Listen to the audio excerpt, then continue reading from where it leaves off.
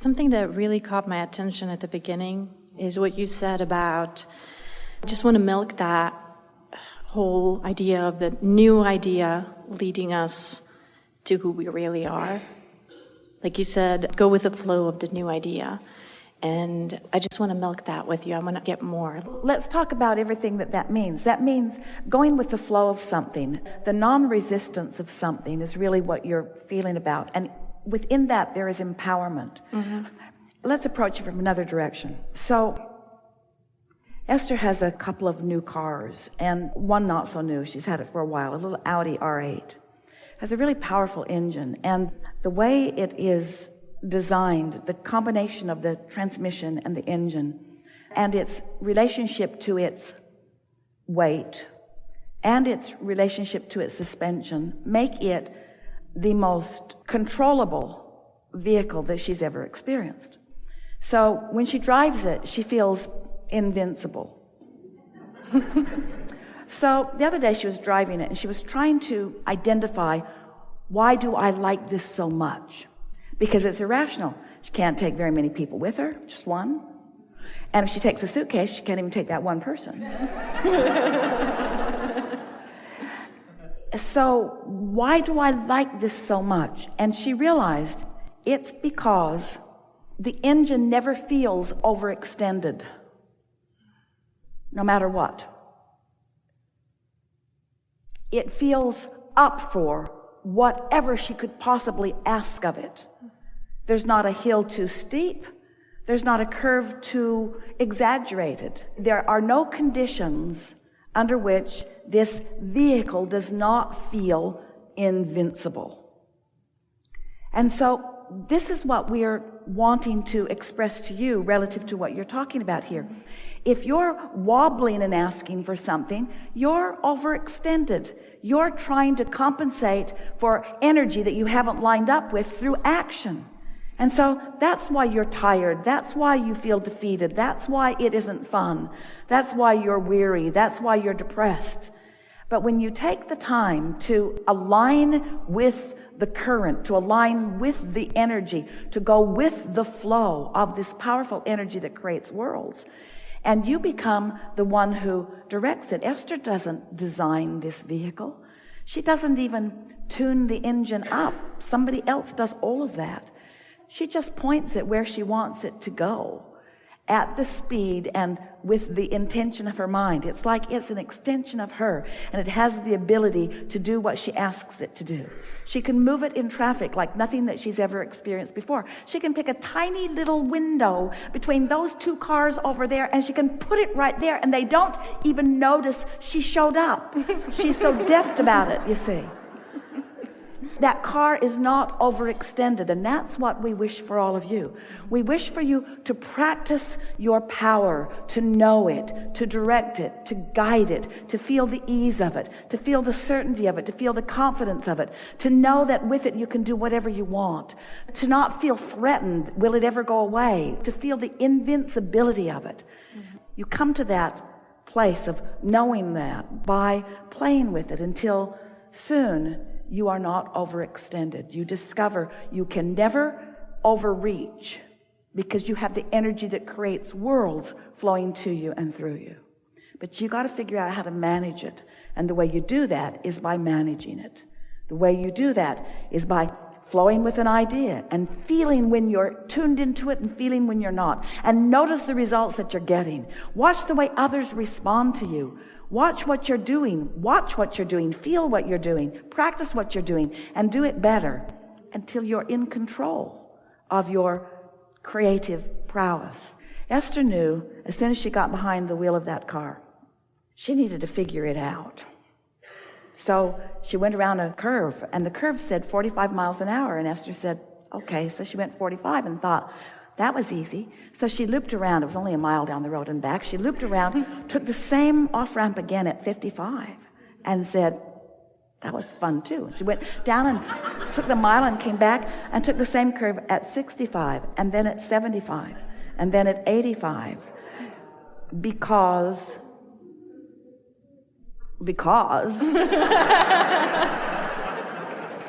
but she didn't do the 85 the first time.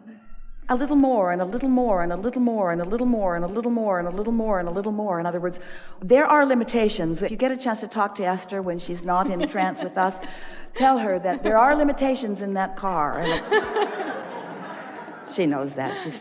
She's not ready to make her transition into non-physical, but when she does, it will be in that car.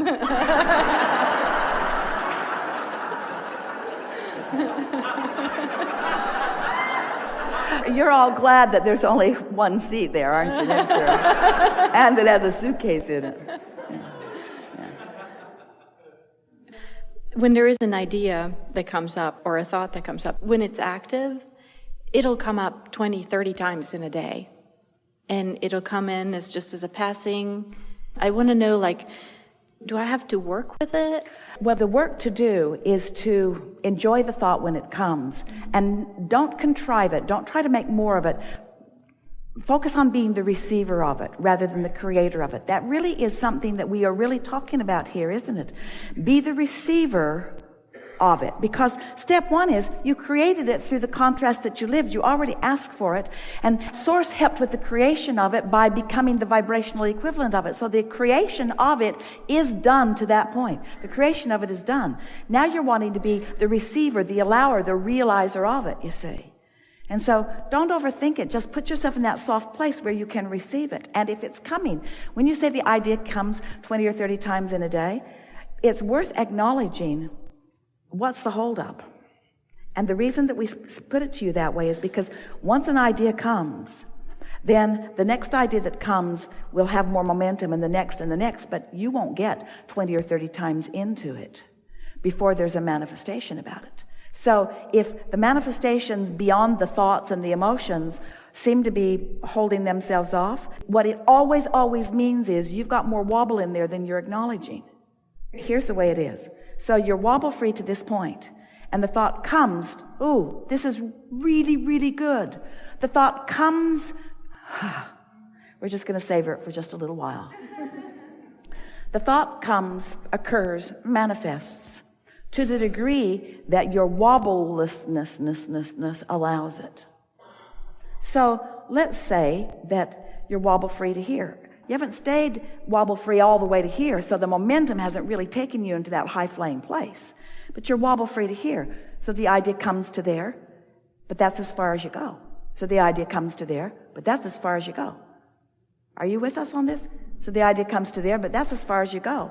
Because you've been introducing enough wobble that the momentum doesn't take you to here and to here and to here and to here. See, once you get on this track, this is what we want you to hear. In the wobble-free understanding and application, you can move from an idea all the way to manifestation. Instant manifestation is something that is livable, it's doable, it is achievable. If you can conceive of something that you want, you can realize it completely. And are to the degree that your wobble-freeness is allowing it. So a good way to say it, if somebody says, how's that coming along? Pretty good, but clearly I've got a wobble in there, up the trail a little bit.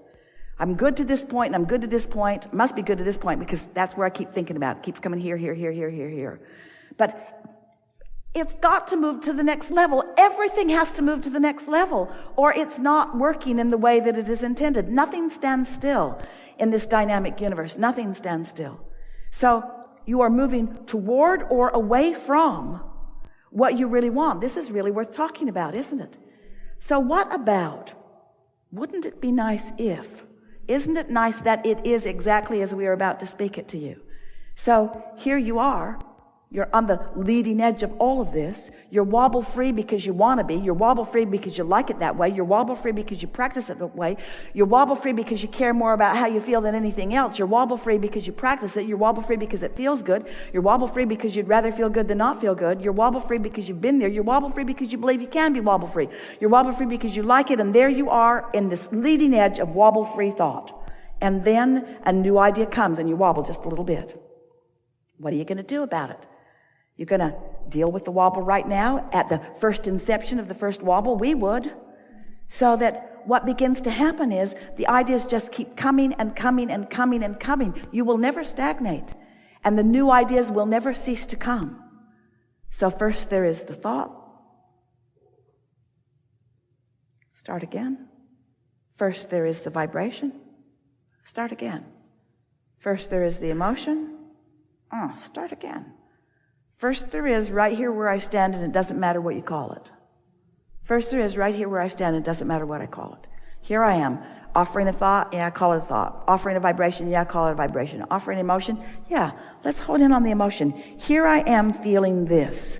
Here I am feeling this in response to thoughts and vibrations that might be obvious to me, might not be obvious to me, but if it feels good, I like this. So now I focus in on the thought. I focus in on the thought of the feeling, and then momentum begins to ensue.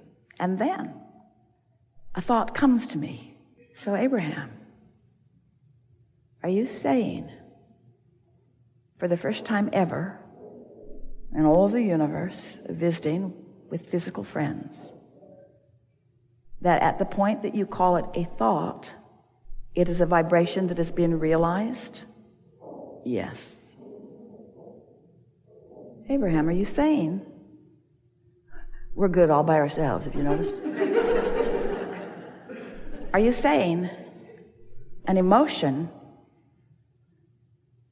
becomes an emotion, that an emotion evolves from a vibration to an emotion at the point that it is realized by a perceiver like me? Are you saying that vibration is all around and that we are translating vibration into meaningful, tactile things that we are calling thoughts and emotions, but they are all vibrations that we are receiving because our point of attraction has put us in the place of calling them in? Ooh. Don't you love knowing this? So where does this put you? What does it make you think? We chose you deliberately because we know that you can dialogue about this. What does it make you think about? What are your vibrational translations? What thoughts and words do you want to say about the expansion of vibration? Isn't that where it's all at? Do you really want to explore the planet and learn all the facts and all the dates and all the history and all the places and get all the names? Is that really what you want to be thinking about? Or do you want to be a perceptual transmitter and receiver, and do you want to acknowledge the power of vibration? And if you've decided that you want to acknowledge and harness and flow this powerful vibration, which the entire universe is built upon, can you acknowledge that you can be a transmitter or a receiver of vibration? You are a transmitter or a receiver of vibration. Which matters most? Your reception or your transmission? It's a trick question. Be careful. They are equally powerful and important. Because in co-creation, if a vibration vibrates in the forest and there's no one there to hear it, did it really vibrate? So, if there are thoughts that are transmissions, and if there are thoughts that you are receiving, and they are all important to the mix, then here's the question that we really want to ask you, and we know that you're ready to answer it. Which matters most in the transmission and the receiving of thoughts? The thought itself, or the alignment with the desire and source? Do you ever want to think a thought again just for the sake of thinking the thought? Do you want to have conversations about facts, or do you first want to assess if you are receiving a thought that source is transmitting? Stay with us, because there are thoughts being transmitted all over the place. There are people transmitting thoughts that are telling you that your planet is in peril. There are thoughts that are being transmitted that are saying that you are unworthy or that you are inappropriate. There are thoughts being transmitted about all kinds of things. But if you are accepting that there are thoughts that are transmitted and thoughts that are being received, and you understand that both are important, don't you first want to put yourself in the receptive mode of aligning with thoughts that the source within you is thinking, is knowing?